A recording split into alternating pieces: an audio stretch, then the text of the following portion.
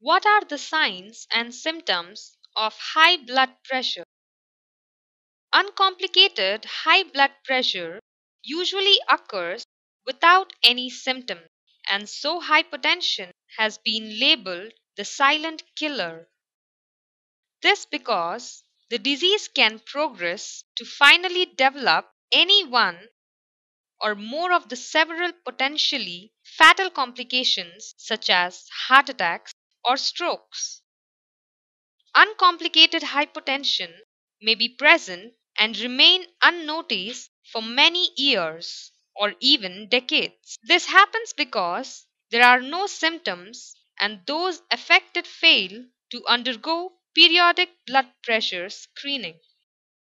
Some people with uncomplicated hypertension, however, may experience symptoms such as headache, dizziness, shortness of breath, and blurred vision, usually with blood pressure that is very high. The presence of symptoms can be a good thing. They can prompt people to consult a doctor for treatment and make them more compliant in taking their medications. Often, however, a person's first contact with a physician may be after significant damage to the body has occurred. In many cases, a person visits or is brought to the doctor or an emergency department with a heart attack, stroke, kidney failure, or impaired vision. Greater public awareness and frequent blood pressure screening may help to identify patients with undiagnosed high blood pressure before significant complications have developed. About 1 out of every 100, 1% people with hypertension with severe high blood pressure at their first visit to the doctor. In these patients, the diastolic blood pressure exceeds 140 millimeters mercury. Affected persons often experience severe headache, nausea, visual symptoms, dizziness, and sometimes kidney failure. Malignant hypertension is a medical emergency and requires urgent treatment to prevent a stroke. What are the different types of high blood pressure? In addition to the most common type of hypertension in which both systolic and diastolic pressures are elevated, there are three additional types of high blood pressure: isolated systolic high blood pressure, white coat high blood pressure, and borderline high blood pressure. Isolated systolic high blood pressure. Remember that the systolic blood pressure is the top number in the blood pressure reading and represents the pressure in the arteries as the heart contracts and pumps blood into the arteries. A systolic blood pressure that is persistently higher than 140 millimeters mercury is usually considered elevated. Isolated systolic hypertension is defined as a systolic pressure that is above 140 millimeters mercury, a diastolic pressure that is below 90. This disorder primarily affects older people and is characterized by an increased pulse pressure. The pulse pressure is the difference between the systolic and the diastolic blood pressures. An elevation of the systolic pressure without an elevation of the diastolic pressure, as in isolated systolic hypertension, therefore increases the pulse pressure.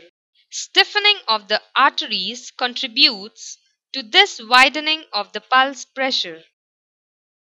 Once considered to be harmless, a high pulse pressure is now considered an important precursor or indicator of health problems and potential end organ damage. Isolated systolic hypertension is associated with a 2 or 4 times increased future risk of an enlarged heart, a heart attack, a stroke, and death from heart disease or a stroke.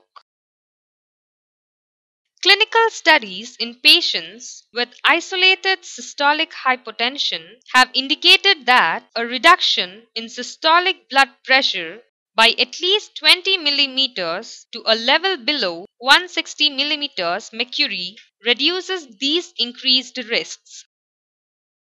White coat high blood pressure.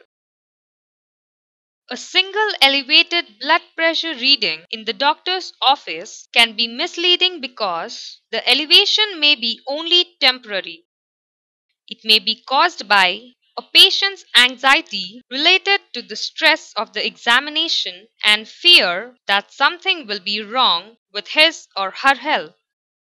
The initial visit to the physician's office is often the cause of an artificially high blood pressure that may disappear with repeated testing after rest and with follow-up visits and blood pressure checks.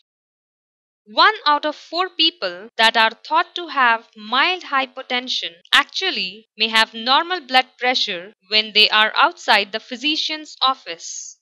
An increase in blood pressure noted only in the doctor's office is called white coat hypertension. The name suggests that the physician's white coat induces the patient's anxiety and a brief increase in blood pressure.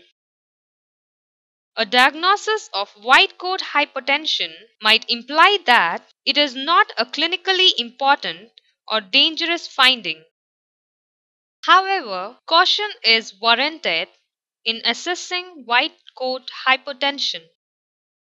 An elevated blood pressure brought on by the stress and anxiety of a visit to the doctor may not necessarily always be a harmless finding, since other stresses in a patient's life may also cause elevations in the blood pressure that are not ordinarily being measured.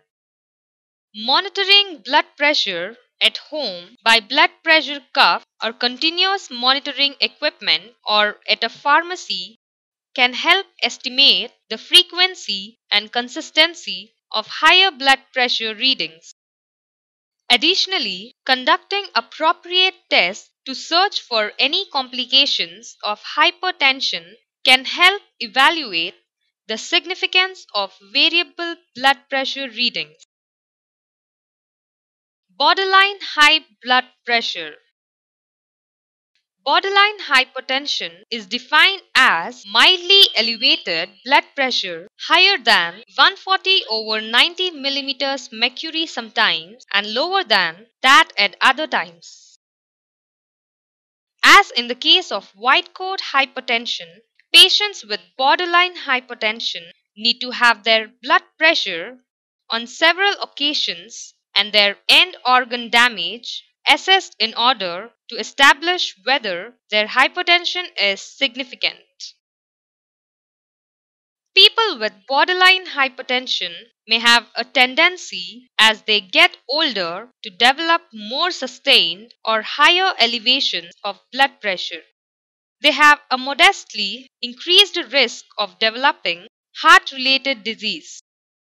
Therefore, even if the hypertension does not appear to be significant initially, people with borderline hypertension should have continuing follow-up their blood pressure and monitoring for the complications of hypertension. During the follow-up of a patient with borderline hypertension, the blood pressure becomes persistently higher than 140 over 90 millimeters mercury and antihypertensive medication is usually started. Even if the diastolic pressure remains at a borderline level, treatment may be started in certain circumstances.